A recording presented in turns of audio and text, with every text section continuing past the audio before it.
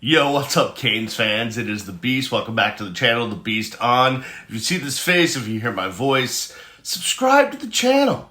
Tell your friends about the channel. Share the channel. Love the channel. If you see this tweeted, if you see this on Facebook, share it, retweet it. Don't just hit the little heart. I don't need your hearts. I need your retweets. I need your shares. I need you to send this all over the world, right? Yeah, okay, good.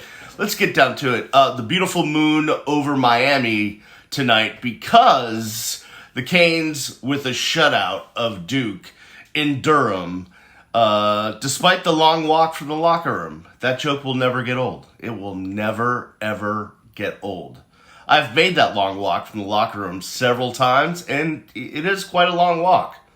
I will tell you that. But the Canes overcame that tonight as they beat Duke 48-0, a shutout on the road. I think it's the first time Miami has shut out a Power 5 opponent on the road in like 20 years. There's all sorts of stats, but it was quite a showing for Miami. And I was a bit afraid that after so many weeks off due to the spread of the COVID-19 virus throughout the team, that it would be a lackluster showing. But them boys came to play. And I was even more worried when I found out pre-game that De'Ara King had tested positive for COVID a couple weeks back, but obviously recovered, that half the team didn't make the trip due to COVID. We thought we might not play this game due to COVID, but they got it in, and just props to everybody. I think it was one of those games that, listen, let's start here. And I feel bad doing this, and I don't want to take away from the win or slight Duke, but they're not good. Duke is not good. They're not a good team. They're just not good. So let's keep that in mind before we start streaking down Biscayne Boulevard or Flagler Street or A Street or wherever you want to streak. Up here in Broward, I guess I would go streaking down 595 or maybe up Flamingo or University or something like that. But so Duke's not good. Let's get that out there. But it was a great team win for Miami. Offensively, you couldn't ask for more from De'Ara King. He was on the money last night. It was so great to finally see Brevin Jordan back in the lineup, looking good and looking like the player we thought he was going to be this year. Just catching balls and streaking down the field, getting that yak. Just what a player he is. And De'Ara King hitting him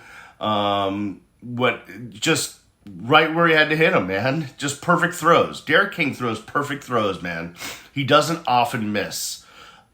Which is just outstanding because we're not used to that over the last forever since Dorsey type of, or well, I mean, since we say since Dorsey, I keep feeling like we're sliding Brock Berlin, and I don't want to do that because I loved Brock Berlin. So, but you know what I'm saying.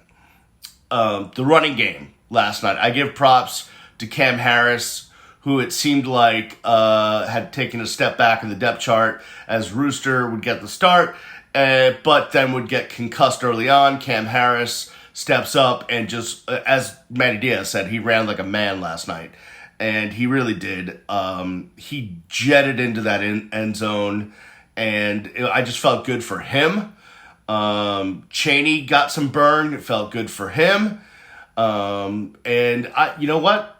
I think it's the first game that I'm not cursing the offensive line.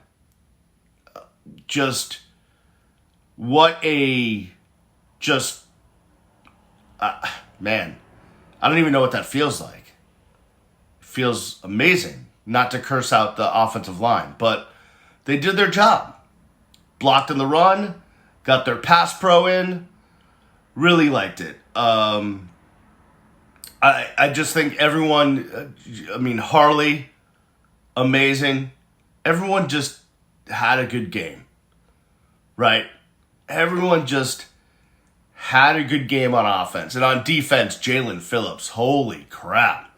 Jalen Phillips came to freaking play last night. I mean, he was a man that could not be stopped. And it was amazing to see. And I think the saving grace last night was that the defensive line played so well that the injuries and the COVID at linebacker and defensive back didn't seem to be as pervasive. It didn't look like it was as impactful because of how well the defensive line played. The other thing is that a couple of things. One, that turnover chain came out 5 times, which is really awesome. That was fun to see. And then the other thing, I don't want this to go unnoticed at all. It's a minor thing, and you may not think you may be like, oh yeah, well it was a blowout, so of course. But every single player that made the trip last night played in the game. And you're saying to yourself, well, yeah, it was a blowout. But I don't think it goes... I don't think it can be said enough how important actual real playing time, even if it's against a subpar opponent like Duke, how far that can go for the youngins. Because yes, they're playing, they're in practice or they're on scout team and they're getting run and all this stuff. But to actually get run in a real game against a real opponent, no matter how bad they are, is so much more beneficial. It's exponentially more beneficial than practice time, right? A real game situation is exponentially more beneficial than practice time. So to get all those young guys in the game and have them get some actual burn, a lot of them for almost the whole fourth quarter, that was just freaking amazing. And I think that's going to go a long way to helping them grow as players because, excuse me, because they've seen it before, right? And I think that really helps a lot. So good win for Miami. The unfortunate thing is yesterday, it was done deal. It's going to be Clemson and Notre Dame in the ACC championship game, and there's nothing Miami can do about it. But well, that does, and this whole Notre Dame thing, Notre Dame can lick mein spots, as we would say in Yiddish. Because, like, this whole, listen, they got a freebie because of COVID, and, you know, we felt bad, and then we let them be in the conference, and blah, blah, blah, blah, blah. You know what? Why don't you put on your man pants, and, I shouldn't say that. That's, like, politically incorrect these days. Put on your big person pants. There you go. Put on your big person pants and just join the conference outright. Okay? Just do that. Like, enough with your whole, like, we're Notre Dame. We gotta be our own. We have our own TV contract. Blah, blah, blah, blah, blah. Suck it, okay? Join the conference for reals. Not like in times of pandemics, but for reals. But let's put that aside for a second, because I could go off forever on that Notre Dame situation. Let's just talk about Miami. Miami, I think at this point, listen, they're not going to go to a Big Six Bowl. They're not going to go to the ACC Championship. But hopefully they do go to a Big Six Bowl. Maybe it's the Orange Bowl. Maybe it's against Florida. There's all sorts of, I've seen all sorts of projections on the playoff, and I even saw one last night where Clemson and Notre Dame both go to the playoff, in which case I'll vomit. But I just want Miami to go to a big-time bowl game and preferably win it and not get blown out in a bowl game. That's the next step. The next step in the growth of this team is to go to a big bowl game against some big-time opponent and win. And to me, that would be success. That would be great success for this Miami Hurricanes team, is to go to a New Year's Bowl or a Big Six Bowl and get a W. That would be pretty cool in my book. One last thing before I get out of here, I want to make this video short and sweet, is obvious I don't do the recruiting thing because it's not my game anymore. It's been a long time since I've really been on top of recruiting. I don't think I've been super obsessed with recruiting since the days of Grassy.com. And if you know what I'm talking about, please comment. And if you remember Grassy.com, you are an OG. So I love you. But obviously, it's hard not to follow the story of Jake Garcia and his decommitment from USC. And it looks like Miami's right in there. And I find it hilarious that people are mentioning FSU because who the hell would want to go to Florida State right now? But here's what I'll say, because there's a small contingent of people that I see on my Twitter timeline who are saying, well, why do we need Jake Garcia? We got TVD in the house. First of all, one, I would give a limb for D'Eriq King to come back for another year, but that's neither here nor there. I'm not sure if he's going to. Although if you look at this draft class of quarterbacks, I'm not sure this is the best year for him to come out, but that's neither here nor there. Listen, I don't care who you have lined up behind D'Eriq King, TVD, whoever. As I learned a long time ago when I was embedded with this team, traveling with them day in, day out, at practice, in the offices, talking to coaches back in the day, the one lesson that I learned in recruiting, well, one of the big major lessons I learned in recruiting from being around all those coaches is you recruit a quarterback every year, no matter what.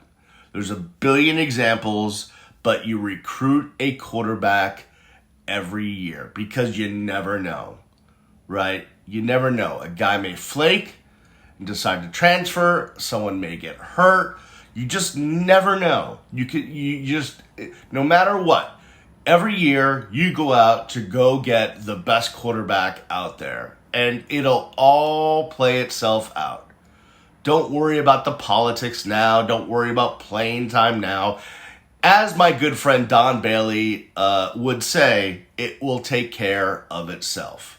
That's not for you to worry about. Go get Jake Garcia. I don't care that you have TVD on the roster. Please. And last but not least, hold on, going to cough again. Sorry about that. The allergies are kicking. But that's what happens when you have two dogs and you're allergic to dogs, is you just constantly have allergies.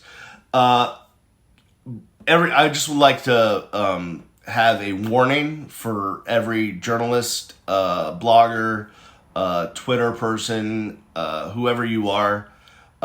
Keep Rhett Lashlee's name out of your damn mouth, please.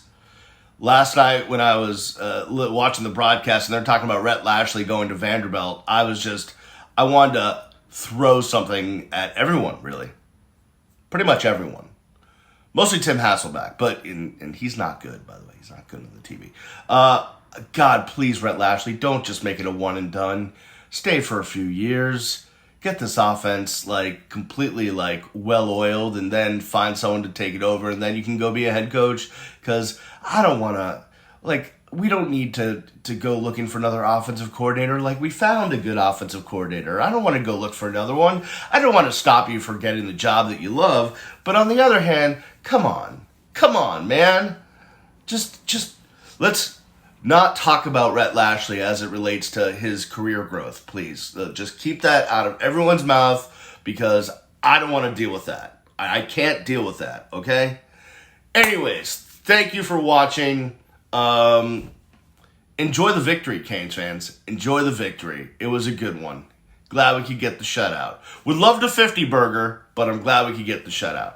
All right, that'll do it for me. Keep it locked to the channel. We'll have more as the week goes along. Again, subscribe. Follow me on social at Miami Radio Beast. I will see you when I see you. It's all about the U. Peace.